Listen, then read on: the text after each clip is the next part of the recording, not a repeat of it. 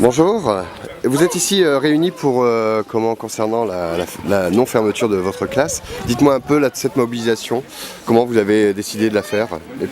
Nous avons décidé de la faire suite à une réunion que nous avons fait entre parents d'élèves.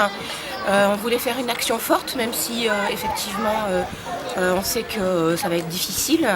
On voulait quand même manifester notre désaccord par rapport à cette fermeture de classe et ne pas rester sans bouger par rapport à cette fermeture. Est-ce que vous avez le sentiment d'avoir le soutien de plusieurs parents d'élèves quand même? Parce que Oui. Il y a 8 ans déjà, l'école devait fermer une classe et il y avait une mobilisation de parents. Ils avaient réussi à sauver la classe. Et puis finalement, cette année, on est plus de parents d'élèves encore qu'il y a 8 ans. Donc effectivement, il y a une mobilisation plus importante. D'accord. Pour vous, c'est important vraiment de la sauver cette classe, mais expliquez-nous pourquoi c'est important.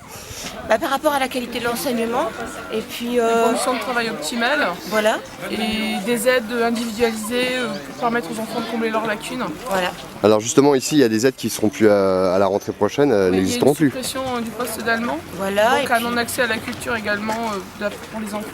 Tous les postes aussi de CLIS, RAZED, les enseignants spécialisés.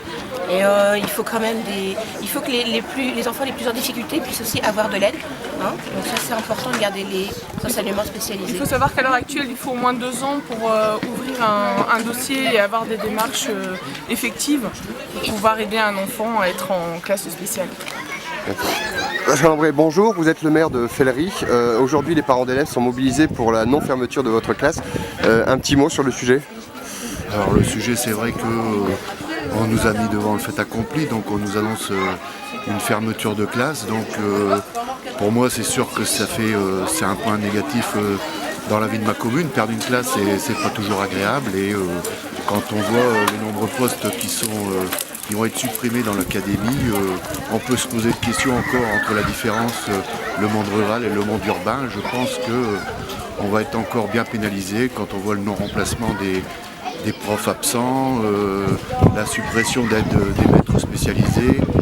De nouveau, c'est le monde rural qui pour moi sera pénalisé. Alors personnellement, j'ai regardé de plus près les chiffres de mon école et je m'aperçois qu'on va avoir une fermeture pour un nombre minime d'enfants qui vont disparaître, alors que la rentrée est au mois de septembre. Je pense que très sincèrement, avec les locations qu'il y a dans la commune, le va-et-vient, je pense qu'on pourrait être au même niveau qu'à la rentrée précédente en 2011.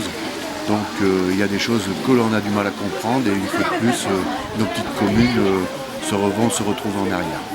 Merci.